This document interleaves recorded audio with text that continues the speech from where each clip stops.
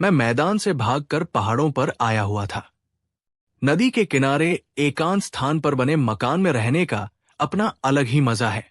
ना कोई शोर, ना कोई परेशान करने वाला, और ना ही शहर की आपाधापी। जीवन की परेशानियों से भागकर मैं यहां इस वीराने में आश्रय लेने आया था। जीवन में इतने धोखे खाए थे कि किसी पर विश्वास करना कठिन हो गया था। किसी भी संबंध में बंधना मंजूर नहीं था। ऐसे समय में मैं एक दिन शाम को नदी के किनारे घूम रहा था तो देखा कि मैं जहां था वहां से ऊपर एक लड़की नदी में गिरी या बह गई है। मैं जल्दी से नदी के अंदर गया, जहां नदी उथली थी और बड़े बड़े पत्थरों ने नदी को घेरा हुआ था। मैंने उस लड़की को पकड़ा और उसे नदी से बाहर निकाल लिया। वो पूरी तरह से पानी से भीगी हुई थी, शायद होश में भी नहीं थी। मैं उसे उठाकर मकान में ले गया। वहां उसे उल्टा लिटाकर उसके पेट से पानी निकलने की चेष्टा की, लेकिन पानी नहीं निकला। उसकी नाड़ी सही चल रही थी।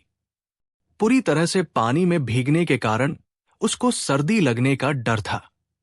मैं उसे लेकर कहीं और भी नहीं जा सकता था। किसी को सहायता के लिए भी नहीं बुला सकता था।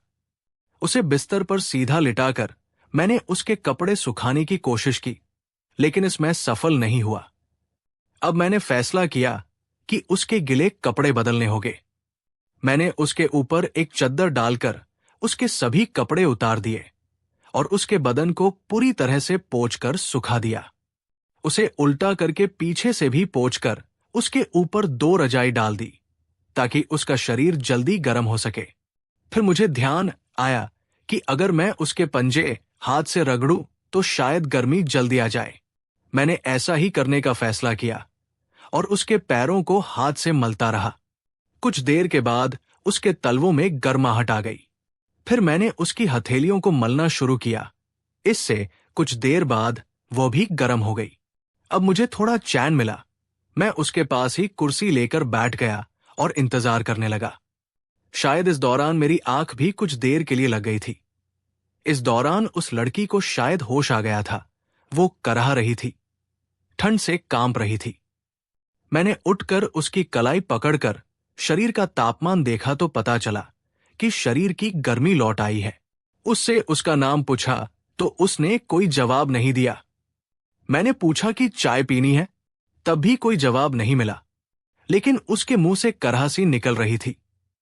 मैंने विस्की को एक गिलास में डालकर उसके होठों से लगा दिया। वो झटके से सारी विस्की पी गई। पीने के बाद उसने खांसना शुरू कर दिया। गले से नीचे उतरते ही विस्की ने अपना काम करना शुरू कर दिया। उसकी चेतना वापस आ गई। उसने आंखें खोलकर मुझे देखा और पूछा कि आपने मुझे क्या पिलाया है। मैंने कहा कि चिंता मत करो, सिर्फ विस्की है। इससे तुम्हारे शरीर में गर्मी आ गई है। थोड़ी देर खांसने के बाद उसकी हालत सुधर गई। उसको अब पूरी चेतना आ गई थी।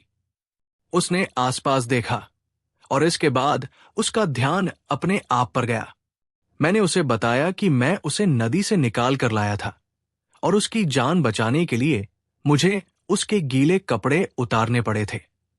गीले कपड़ों के साथ उसको भयंकर ठंड लग जाती और उसके जीवन को बचाना मुश्किल होता। उसने मेरे को बड़ी अजीब नजर से देखा। मैंने कहा कि कपड़े पहनाने का समय नहीं था, ना मेरे पास तुम्हारे लिए कपड़े थे।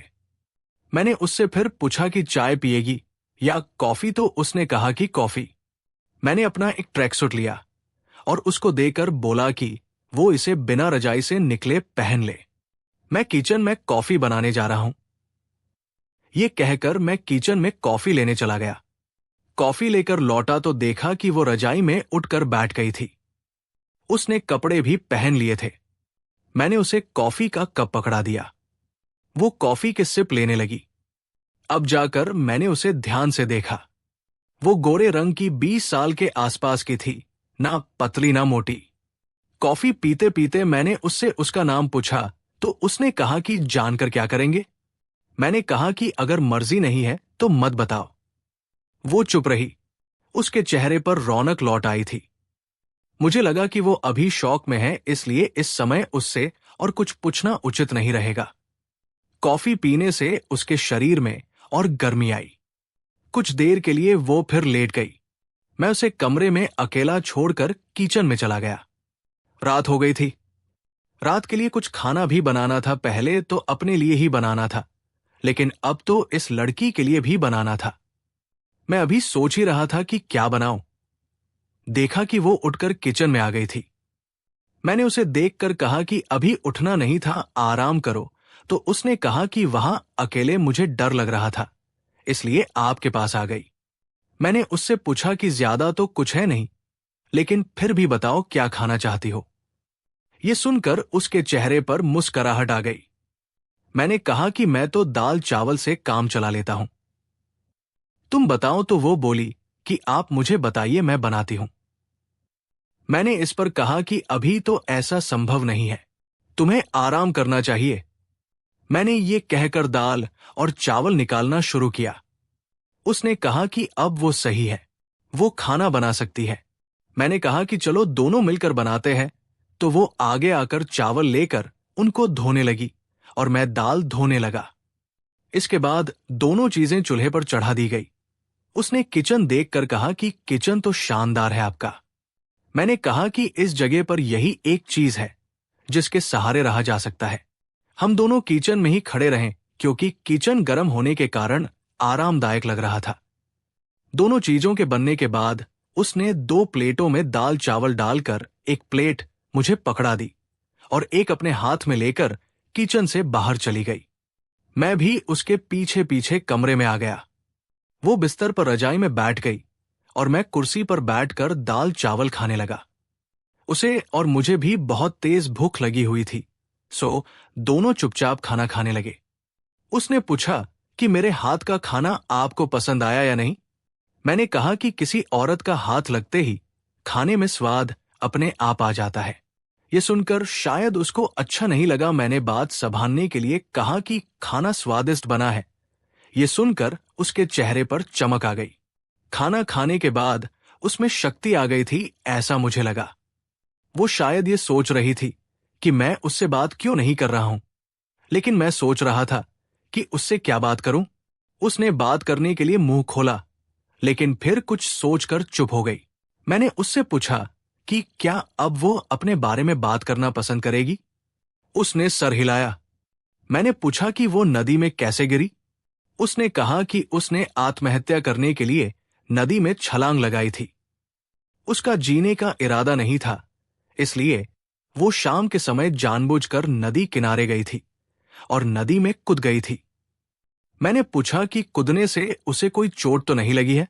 उसने कहा कि आपने मेरा सारा शरीर देखा है, आपको पता होना चाहिए। मैंने कहा कि तुम अब तक इस बात से नाराज हो कि मैंने तुम्हारे शरीर को क्यों पोंछा।